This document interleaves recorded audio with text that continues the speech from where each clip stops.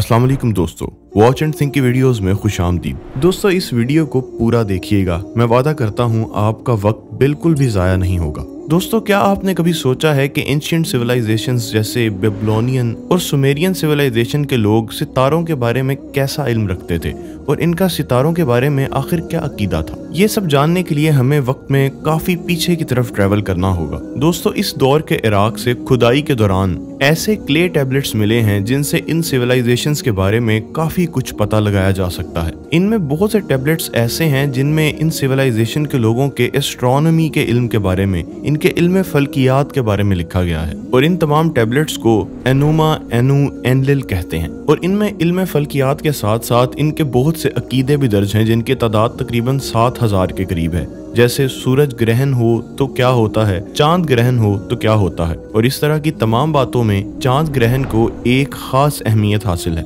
क्योंकि उस वक्त इनका ये मानना था कि अगर चांद ग्रहण होता है तो उसका मतलब है कि बादशाह अनकरीब मरने वाला है। और इसीलिए जब भी वो चांद ग्रहण देखते तो बादशाह अपना तख्त छोड़कर अपने किसी गुलाम को तख्त पर बिठा देता और अगले 100 दिनों तक वो गुलाम बादशाह की जिंदगी गुजारता, यहाँ तक कि उसके लिए एक मलिका का इंतजाम भी किया जाता था। मगर 100 दिन खत्म होते ही उस गुलाम को मार दिया जाता था। उसके बाद ये गुमान किया जाता कि बादशाह पर आने वाली आफत, उस पर आने वाला अजाब उसके गुलाम ने अपने सर ले लिया और वो मर गया और वो बादशाह अपने तख्त पर दोबारा वापस आ जाता था। यानी कि बेबीलोन एक ऐसा इलाका था जहां रोजमर्रा के फैसले चांद, सितारों या किसी भी सेलेस्टियल ऑब्जेक्ट को देखकर ही किए जाते थे। यानी कि इनके लिए सितारों की ऑब्जर्वेशन सबसे ज्यादा अहमियत रखती थी। सीरिया के एक बादशाह अशूर बनी पाल ने अपनी सल्तनत में जगह जगह कुछ नजूमी बिठा रखे थे जिनका काम था रोजाना सेलेस्टियल ऑब्जर्वेशन करना और फ्यूचर को प्रिडिक्ट करना। और अगर उन्हें लगता कि फ्यूचर में कुछ बुरा होने वाला है तो उसके लिए पहले से ही कुछ रिचुअल्स सजेस्ट किए जाते थे। यही वजह है कि बेबीलोन में जगह जगह इन्होंने जिगुरट्स तामीर किए हुए थे। जिगुरट्स यानी कि एक ऐसी इमारत जिसके टॉप पर इनके देवताओं का मंदिर हुआ करता था और इनके अकीदों के मुताबिक हर शहर का एक अपना अलग देवता होता था। जैसा कि बाबुल शहर का देवता मरदूक हुआ करता था जिसकी निशानी जुपिटर थी। इसी तरह उन्होंने अपनी देवी ईस्टर को वीनस के साथ जोड़ा हुआ था। दोस्तों, यही वो जिगुरट्स थे जिसके ऊपर बैठकर उस वक्त प्रीस्ट्स सेलेस्टियल ऑब्जर्वेशंस किया करते थे। वैसे देखा जाए तो इनके यहाँ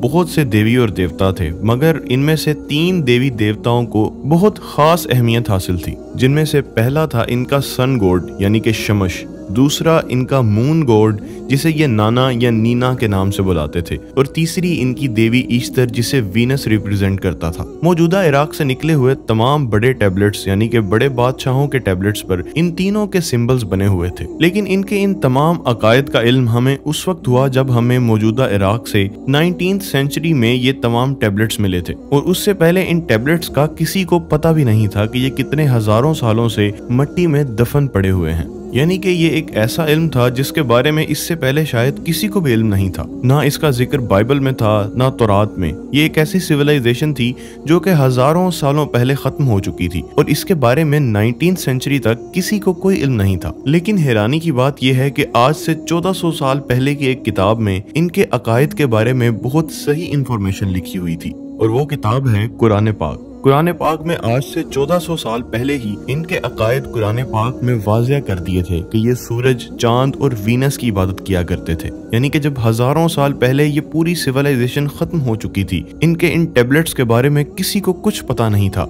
उस वक्त 1400 साल पहले नबी करीम सल्लल्लाहु अलैहि वसल्लम को इन तमाम बातों का इल्म आखिर किसने दिया? यकीनन उसी ज़ात ने जो हर चीज़ से बाखबर है, यानी कि अल्लाह ताला ने। इसकी डिटेल पर मैं पहले भी एक वीडियो बना चुका हूँ जिसका लिंक आपको डिस्क्रिप्शन में मिल जाएगा। दोस्तों, इस सिविलाइजेशन के लोग ना सिर्फ आसमान और सितारों को ऑब्जर्व किया करते थे बल्कि इस तमाम इंफॉर्मेशन को बहुत अच्छे तरीके से रिकॉर्ड भी किया करते थे, जो कि अक्सर टैबलेट्स की सूरत में होता था। जब इन्होंने कई जनरेशन्स तक ये रिकॉर्ड इकट्ठा कर लिया तब इन्हें ये इल्म हुआ कि ये तमाम सेलेस्टियल ऑब्जेक्ट एक खास वक्फे के बाद अपने इस पूरे साइकिल को दोबारा से रिपीट करते हैं। जैसा कि वीनस अपने पाथ को 8 साल के बाद दोबारा से रिपीट करता है। ये दुनिया की पहली ऐसी सिविलाइजेशन थी जो सेलेस्टियल ऑब्जेक्ट्स को इतनी अच्छी तरह से ऑब्जर्व करने लग गई थी कि ये मैथमेटिक का यूज करके सेलेस्टियल इवेंट्स को प्रिडिक्ट कर लिया करते थे। यानी कि ये इस काबिल हो गए थे कि इन्हें पता चल जाता था कि अगला चांद ग्रहण कब होगा। और यही वो लोग थे जिन्होंने दुनिया का पहला लूनर कैलेंडर बनाया था। और यही वो लोग थे जिन्होंने आसमान को 30 डिग्रीज के 12 खानों में डिवाइड किया था, जिन्हें आज हम ज़ोडिएक साइंस कहते हैं। और इन्हीं लोगों ने इस इल्म से एस्ट्रोलॉजी का इल्म इजाद किया था। इन्हीं से एस्ट्रोलॉजी का इल्म पहले इजिप्ट ने लिया, इजिप्ट से ग्रीक्स ने लिया और ग्रीक्स से पूरे वेस्ट में फैल गया। लेकिन यहाँ पर सवाल ये पैदा होता है कि ये तमाम सितारे और सैयारे इसी तरह से हमारी ज़िंदगियों पर असरअंदाज होते हैं जैसा ये माना करते थे।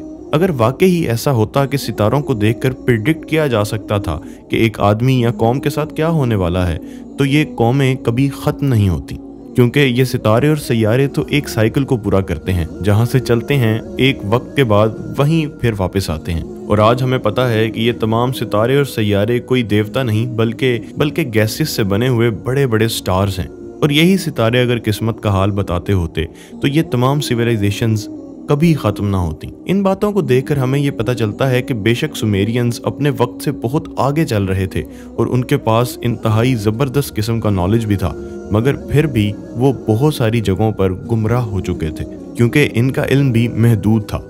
मगर फिर सवाल ये आता है कि इन सितारों और सैयारों का आखिर मकसद है क्या? इसी के बारे में अल्लाह ताला कुरान पाक में फरमाते हैं कि उन्होंने सितारों को इसलिए बनाया ताकि इंसान इनकी मदद से अपने रास्तों को तलाश कर सके। उसके बाद कुरान पाक में ये भी आता है कि ये तमाम सितारे आसमान को डेकोरेट और खूबसूरत बनाने के लिए बनाए गए हैं। और तारीख गवाह है कि इंसान सदियों से अपने रास्तों का तयन इन्हीं सितारों की वजह से करता आ रहा है। यहाँ तक कि ना सिर्फ इंसान बल्कि कुछ जानवर भी इन्हीं सितारों की मदद से अपना रास्ता तलाश करते हैं, जिनमें से एक है डंग बीटल, जिसकी आंख इतनी छोटी है कि वो अलग अलग सितारों को अलग अलग तरह से देख भी नहीं सकता, लेकिन वो इस काबिल है कि वो सितारों के पैटर्न को देख सकता है। और ये डंग बीटल एक स्ट्रेट लाइन में सफर करता है, जो कि ये मिल्की वे के स्टार्स को देखकर अपना रास्ता तलाश करता है। इसके अलावा ग्रे सील्स हैं जो समंदर में बहुत लंबा सफर करते हैं और ये भी सितारों की मदद से ही अपना रास्ता तलाश करते हैं।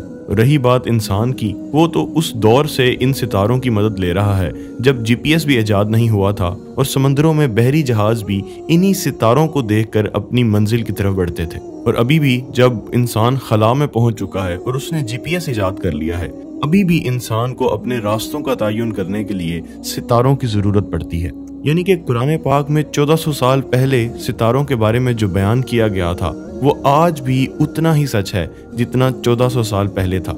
इसके अलावा सितारों को आसमान को सजाने के लिए बनाने की जो बात हुई है, तो आज आप देखें हबल हो या जेम्स वेब टेलीस्कोप, ये जैसे जैसे खला को दरियाफ्त करती जाती हैं तो इंसान उतना ही हैरत ज़दा रह जाता है कि खला किस कदर खूबसूरत, किस कदर हसीन है इन सितारों की वजह से। आज के लिए इतना ही, मिलते हैं वॉच एंड थिंक की एक नई वीडियो के साथ। तब तक के लिए अल्लाह हाफिज़ व नासिर।